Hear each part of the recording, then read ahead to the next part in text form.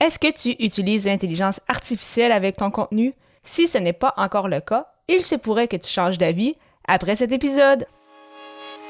Les médias sociaux en affaires est votre rendez-vous hebdomadaire pour en connaître davantage sur les différents réseaux sociaux et les plateformes de création de contenu dans un contexte d'affaires.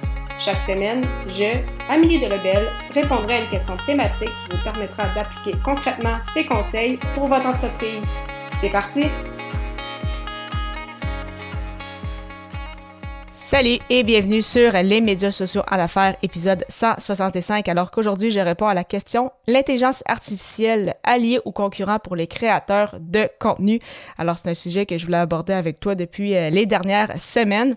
Donc, bien évidemment, avec le défi J'envoie 2023, j'avais déjà d'autres thématiques. Donc, c'est pourquoi je suis quand même très heureuse de discuter de cela avec toi aujourd'hui.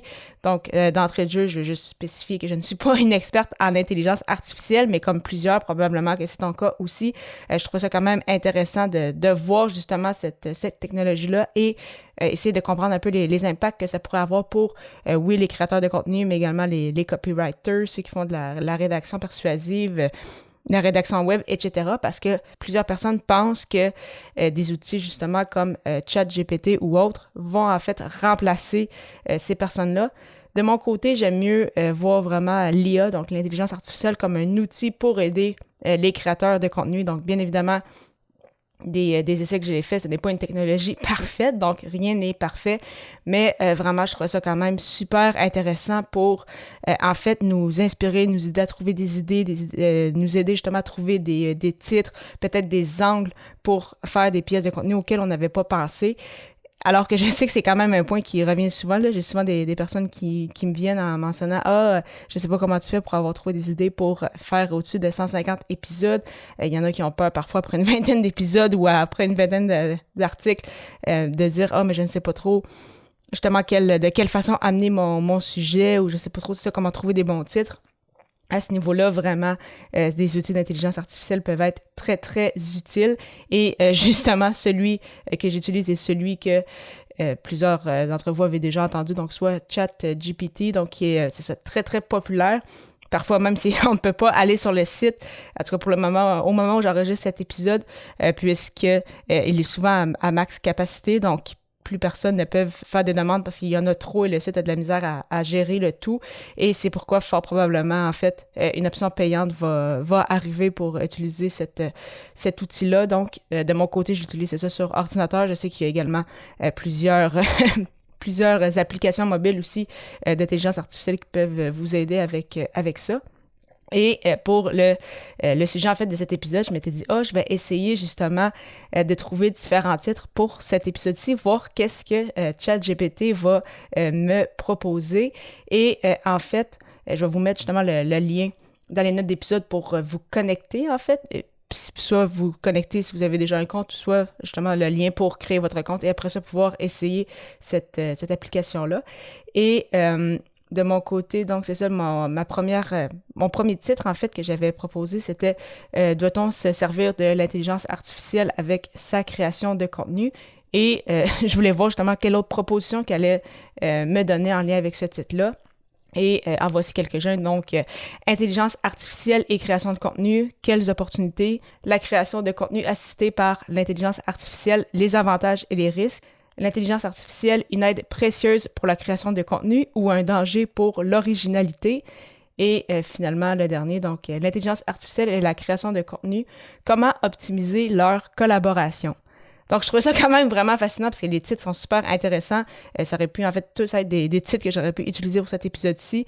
Le titre, justement, de mon épisode provient également de ChatGPT. Donc, vraiment, je me suis amusée à fond pour ça.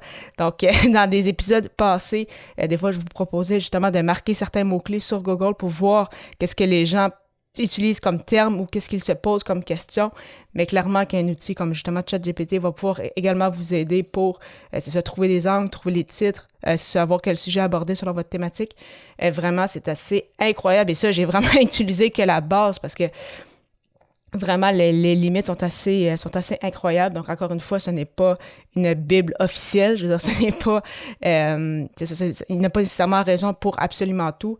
mais vraiment quand même très, très impressionnant. Et je vous propose justement une ressource parce qu'il y en a qui sont meilleurs que moi justement pour connaître davantage tout le potentiel de l'intelligence artificielle, et une que je suis beaucoup sur LinkedIn, qui publie justement beaucoup sur ce qui est possible de faire justement avec ChatGPT ou les autres outils en lien avec l'IA. C'est Alexandra Martel, donc la fondatrice des Mots pour vendre. C'est une auteure, c'est une podcasteuse. Donc, je vais vous mettre justement le lien vers son LinkedIn, son profil LinkedIn. Donc, c'est à cet endroit-là qu'elle publie beaucoup d'éléments en lien avec l'intelligence artificielle. Donc, si tu es intéressé d'en savoir plus, c'est vraiment une très bonne ressource, et probablement qu'elle peut également en proposer d'autres. Donc, vraiment, de ce que j'ai vu des tests que j'ai faits, ça va vraiment être un bel outil à connaître davantage. Je sais que j'ai vu qu'à plusieurs endroits, ils pensent peut-être le bannir dans les écoles, ces choses-là. J'ai l'impression qu'on en est aujourd'hui à un moment où il faut plutôt essayer d'apprivoiser plutôt ces outils-là, essayer de voir comment ils fonctionnent, et s'en servir en fait comme outil plus que d'essayer de les bannir. Donc, pas les voir comme des méchants, mais vraiment, c'est ça, comme des collaborateurs en fait qui peuvent tout simplement nous aider justement à faire encore mieux notre travail. Parce que c'est ça, l'intelligence artificielle a quand même ses limites aussi. Donc, je pense que justement, de combiner l'humain et les outils comme ça peut être très, très intéressant. Donc, ça, c'est mon humble avis. Mais justement, juste en faisant l'essai pour cet épisode-ci, vraiment, le potentiel est assez incroyable, et certainement que ça va te donner envie de l'utiliser peut-être pour toi-même, tes pièces de contenu. Et de mon côté, je ne dis pas, bien au contraire, que je ne vais pas le réutiliser pour d'autres épisodes. En souhaitant que tu aies apprécié ce moment et que tu aies retrouvé de la valeur. En retour, je t'invite à partager cet épisode à un ami, un collègue ou un membre de ton réseau qui a besoin justement d'écouter cet épisode en lien avec l'intelligence artificielle. Lors du prochain épisode, je répondrai à la question « Quels sont les impacts d'animer un podcast? » Au plaisir de t'y retrouver!